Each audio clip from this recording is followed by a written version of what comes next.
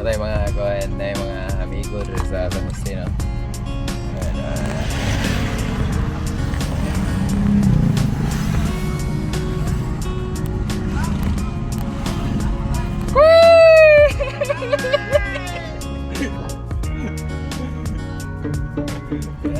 So, for today's video, nataron diri karon sa Manhuyot, and then I'm heading north. Na ako i-follow up ng mga accounts, and then I'm going to show you kanang akong palitanan og tuba. Dahil ang tuba diri sa north because there are white. Walay tungog, all good natural. Murag na ako 3 ka palitanan, 1 sa Ayungon, ikaduha sa Ayungon Yabon sa Kalagkalag, and then 3rd dito sa Tayasan.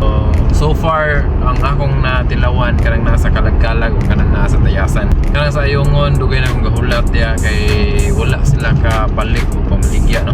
So I don't know why anong buwan wala sila ka balik o pamaligya.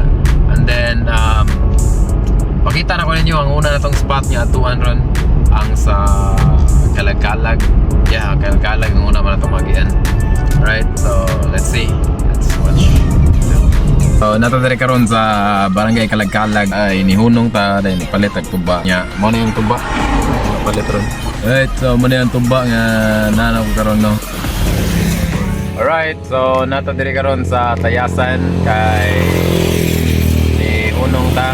Time check 12:28. Nihunong ta diri kay nipalit ang tuba. Mo na yung tuba nas madamo ang ato ang kuan. Suki diri. Doon ni sa kuan. Yasan original design manok. Lakaw ra gyud siya. Namo just Tayasan. Ali mo diri. Namo tilaw tuba.